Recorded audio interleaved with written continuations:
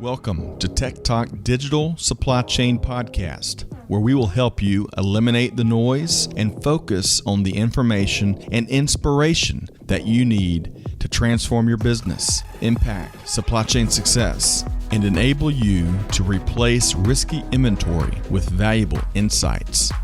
Join your Tech Talk host, Corinne Bursa, the 2020 Supply Chain Pro to Know of the Year. With more than 25 years of supply chain and technology expertise and the scars to prove it, Corinne has the heart of a teacher and has helped nearly 1,000 customers transform their businesses and tell their success stories. Join the conversation, share your insights, and learn how to harness technology innovations to drive tangible business results. Buckle up. It's time for Tech Talk, powered by Supply Chain Now. Well, welcome back, supply chain movers and shakers. Corinne Bursa here, and I am your host for Tech Talk, the digital supply chain podcast. I want to thank you once again for helping Tech Talk get recognized on two different podcast lists. That's right, Tech Talk was named number 16 on the FeedSpot 2022 list of best supply chain management podcasts. It's really exciting. Now, the mothership, Supply Chain Now, is still number one. So thank you so much for keeping them in that number one position. And we're excited to kind of join them in that top 20. So what I'm going to ask you to do is share this episode with 3 friends. That's right. I want you to help me spread the word, and you're going to want to when you hear more about my guest today. So supply chain movers and shakers, I've got someone special lined up for you today. We are going to meet Billy. I'm sorry, let me start that over. Billy, I forgot to ask you, do you prefer to be called Billy Ray? Yes, you can call it Billy Ray. Yeah. Or do you prefer just Billy? I meant to ask before. Billy Ray Taylor's fine. Okay. So if I introduce you as Billy Ray Taylor, can I just call you Billy from there on? Yes, that's right. Yes. All right. I'm going to start over again just so we can get a nice clean beginning on it, and then we'll get conversational. But I meant to ask you that before. So half the time we call you Billy Ray and the other half yes. just Billy. So we'll get started again. Okay, welcome back, supply chain movers and shakers. Corinne Bursa here, and I want to thank you for joining us today on Tech Talk, the digital supply chain podcast. I want to thank you also for helping to make Tech Talk a recognized member of a couple of top lists recently. Tech Talk was just recognized on the FeedSpot top supply chain podcast. We came in at number 16. It was so exciting. I know you guys are probably laughing at me right now, but it was just a lot of fun. And Supply Chain Now, who produces Tech Talk, is still number one. So thank you so much for tuning in to Supply Chain Now and for helping Tech Talk get recognized at number 16 on that list. Now, I want your help though. Help me stay on that list. And when you hear from our guest today, you're going to want to share this episode with a couple of friends. So I want you to think of 3 friends and be sure to forward this on to them, give them your recommendation, and ask them to tune into Tech Talk because they're going to want to learn from my new favorite author. My new favorite author is Billy Ray Taylor, and he is the CEO of Linked Excel, but he's also the author of a brand new book, and the new book is called The Winning Link. Billy, thanks for joining us today, and congratulations on the book publishing. Well, thank you, Corinne. One, thank you for having me, and congratulations to you. That's a major accomplishment to be on those lists. Well deserved. It is. It's a lot of fun, and it was a big surprise. So I am just thrilled that the listener base for Tech Talk continues to grow, and that those that watch the market are seeing the numbers climb. So it's an exciting thing. And Billy, we're going to talk about it in just a few minutes, but you've got a new show that's part of the Supply Chain Now portfolio as well. So I'm going to come back around to that because our listeners are going to want to become your fans as well. I am confident that they're going to get fired up and inspired by what you have to share. So tell me about your book. So the book is called The Winning Link, a proven process to define, align, and execute strategy at every level. Billy, is it fair to say that this has been a labor of love for you? Absolutely. It's what I'm passionate about. It's like my purpose in life, right? How do you engage people through a connected business model?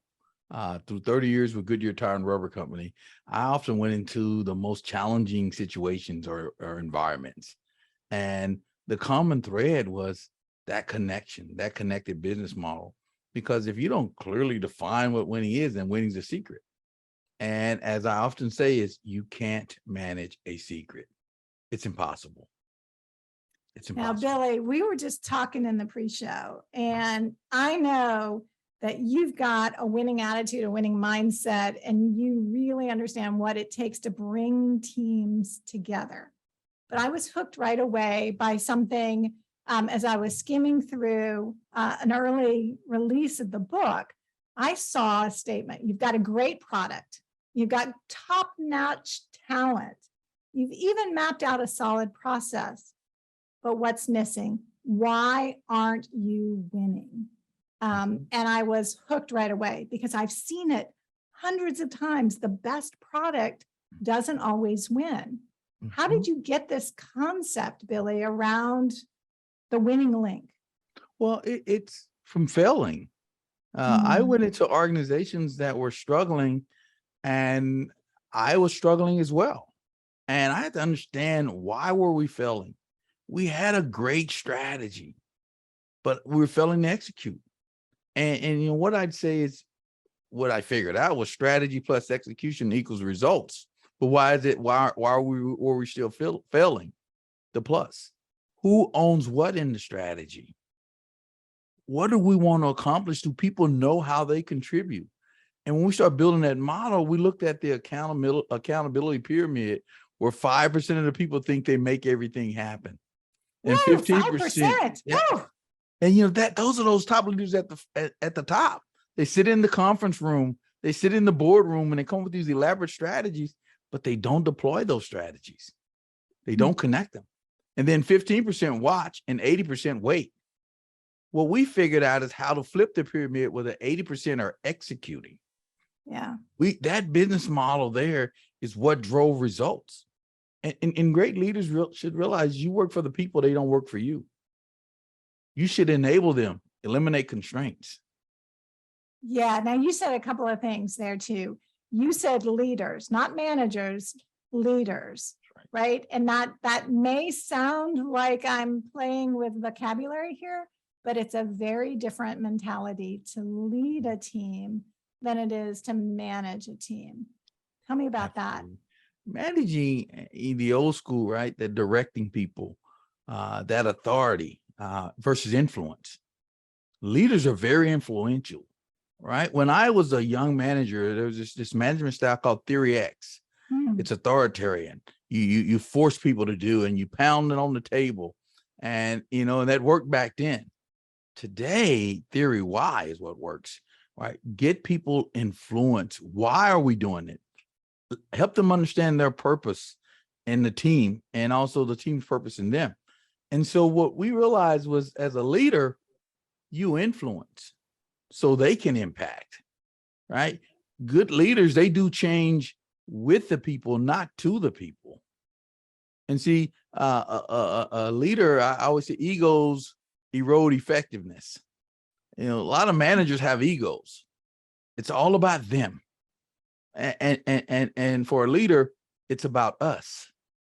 And so how do we engage people, have roundtables, communicate to people, be very deliberate of what we're doing? Leaders are deliberate.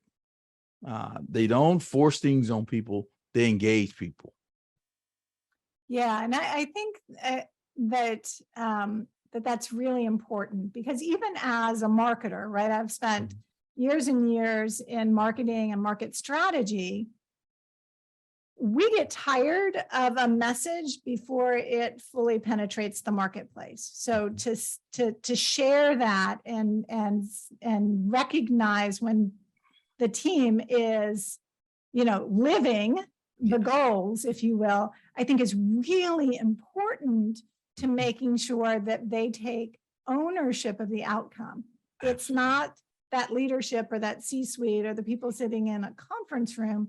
It's what you said, Billy. It is the team members that are out there walking the walk and talking the talk and doing the small things every day that help to create that competitive advantage. And I think that it takes longer, right? It takes longer, 20 years to be an overnight success, right? It takes longer to drive success than most anticipate. Give us an example maybe of some early indicators that a company is making a transition in this thought process or in harnessing the winning link, if you will. What are a couple, 2 or 3 things we can do early in the process that are going to help us maybe change our mindset? Well, one is when you're talking engagement, it's around what are your key KPIs? Most companies only focus on KPIs, the key performance indicators. The influential companies focus on the KPIs, the key performance actions that drive. So identify when you're building your strategy, first identify the actions you're going to take and then connect those to your measures. And that will tell you if your actions are really driving the bottom line results. And so what we do is create a process called purpose mapping. It's really a strategy on a page. It's your SOAP. And what it does, it says, here's what we'd like to accomplish. And let's just use the example, I want to lose weight. If I stand on the scale, that's a KPI. That tells me my weight. But what I should really focus on is, did I watch my calories? Did I work out every day? Did I get all my steps in? If I do all these things, how is that impacting my results? Let's take that in companies. I can focus on safety and I'll measure accidents. It's too late. I should measure on, am I compliant? Are people following the rules? Those are KPIs that I should track on a daily basis. And that will keep me safe. The other is too late and I'm reactive. After someone gets hurt, I go out, right? If we look at spend and other things, focus on your KPIs that drive your KPIs, and then you win. And the other point is, and this is one where I was a young leader in my, I'm going to say late 20s, and I went to be assistant plant manager as an African-American in the Deep South. So I'm there. The person I'm replacing doesn't even know I'm coming. And they didn't have, and you just show up. And they had no minorities on the leadership team. And I was kind of handpicked. One, because of my ability to work with people. Well, 3 days later, they let go of the plant manager and they give me the keys and say, hold on till we hire someone. We're $6 million in debt. At that point, that's when I realized it's really not about me. It's about us. And I spent the majority of my time engaging with the people, hearing the people, doing roundtables. People want to be heard. They want to be valued. And so my greatest strategies came from the shop floor. And so to turn that organization around, I created platforms to hear the voice of the people. And so that's what really changed.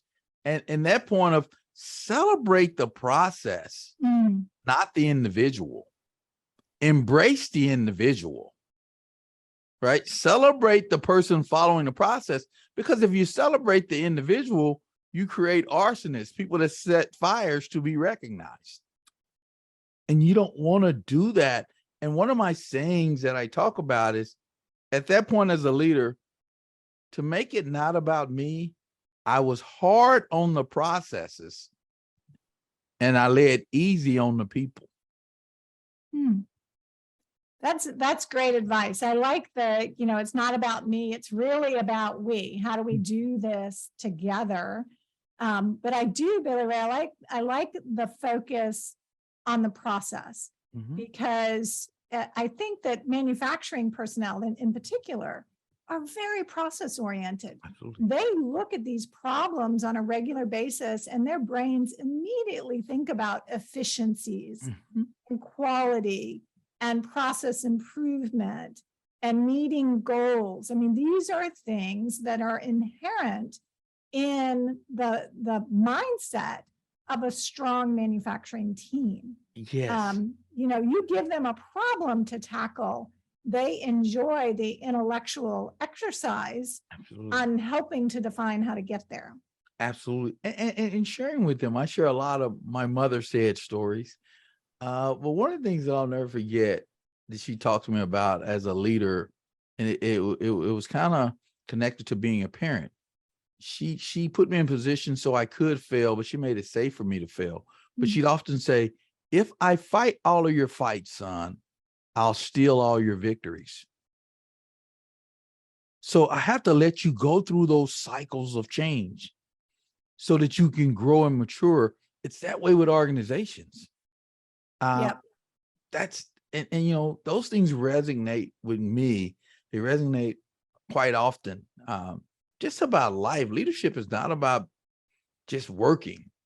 It's about being a good person in life, being process oriented in what you do, from the way you dress to the way you carry yourself.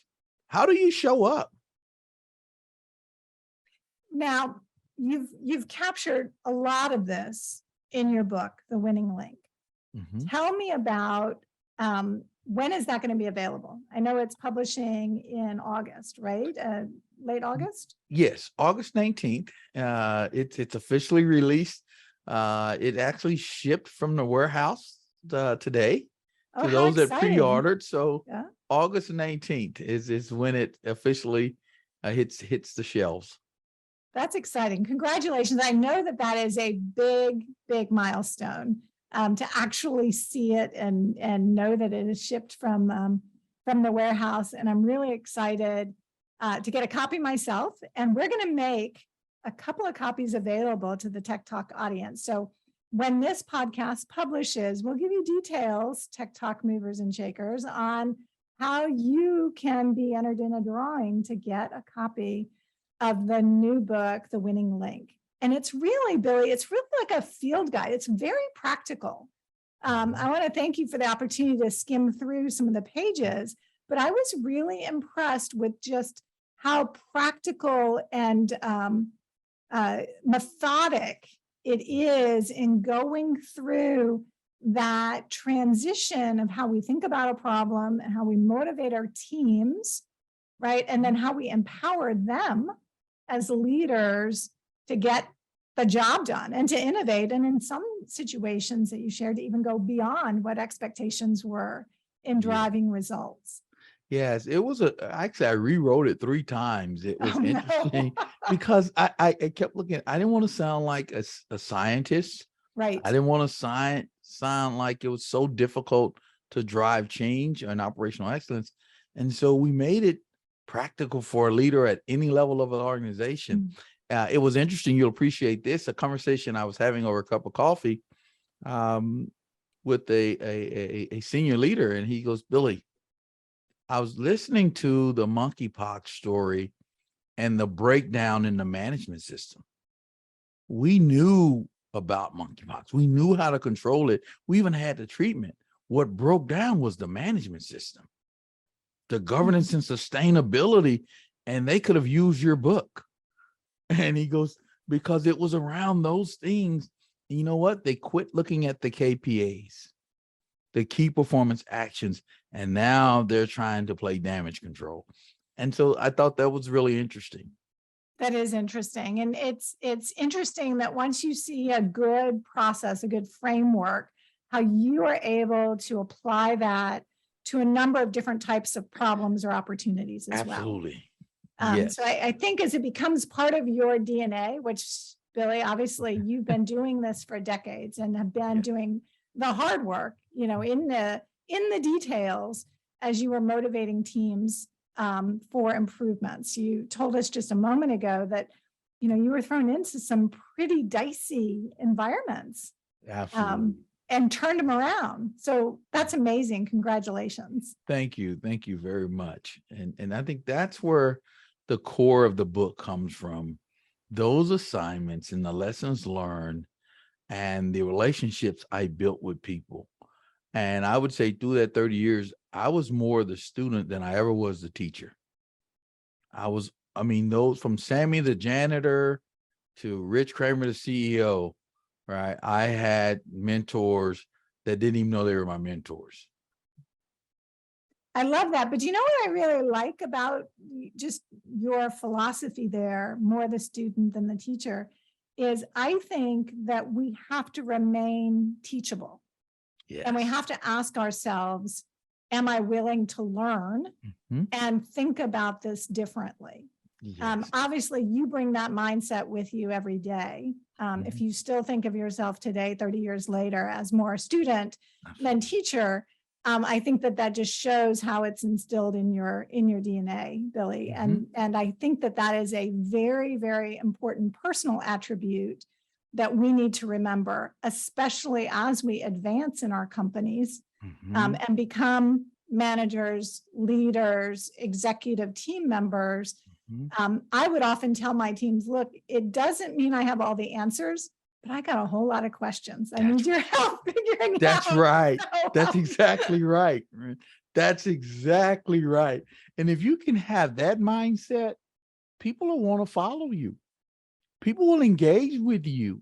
They'll want to be around you, right? They'll own it.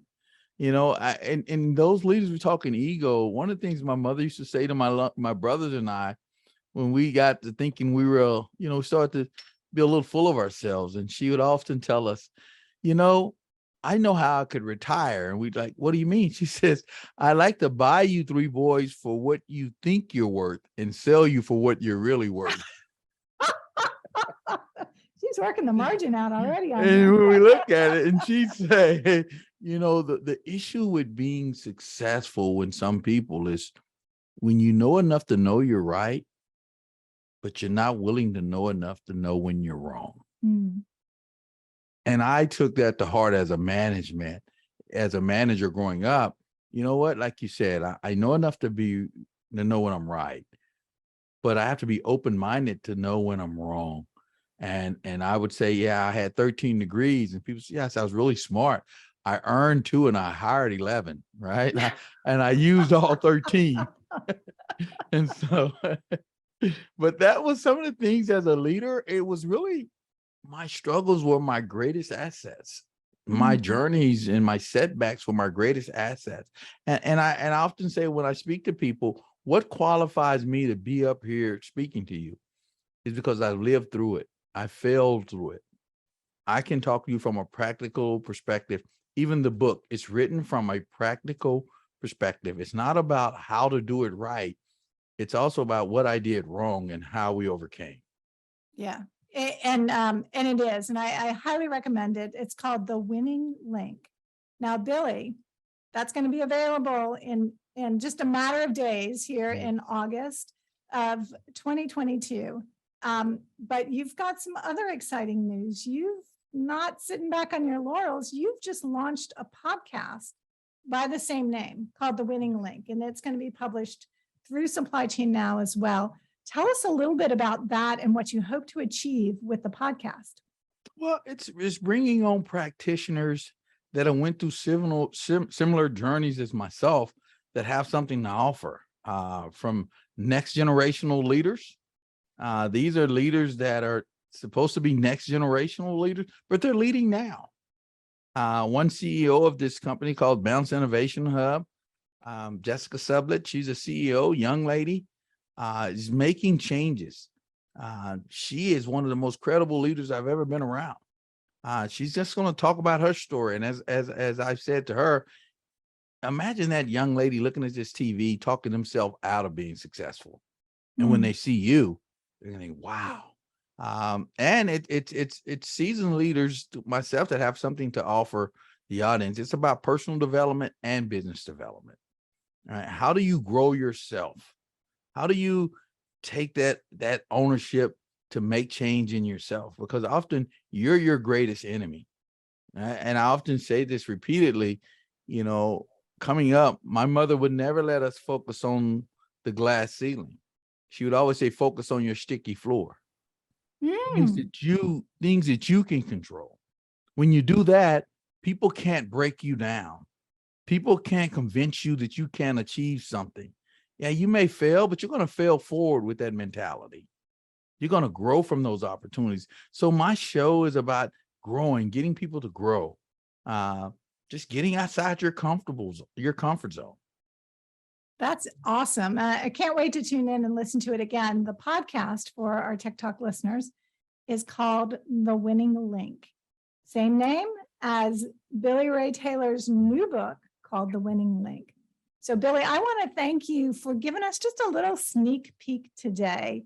You've mentioned your mom a couple of times, and she sounds like an incredible woman. And she's got a way for putting things that just gives you a tremendous word picture. In fact, when I read the dedication in the front of your book, I always like to see who people dedicate all of this labor of love, this hard work to. There's a story in there, and you're going to do a better job explaining this than I will do here, but it is about when a bird lands on a branch, right? And you've also mentioned failing and not being afraid to fail. Yeah. Tell us just a little bit about that story and learning to trust really your potential to do good things, not a desire for perfection. Absolutely. Well, I was running the world's largest tire plant, and I knew I was going to corporate America. But the phone call came, and it wasn't to corporate America. I was being reassigned to the worst plant in our footprint. And I called my mom and I said, I'm not going to take that job. I said, no way. It's not fair. I said, and everybody I know that went to that job, it was like Gilligan's Island. You started out on a 3-day trip and you never came back.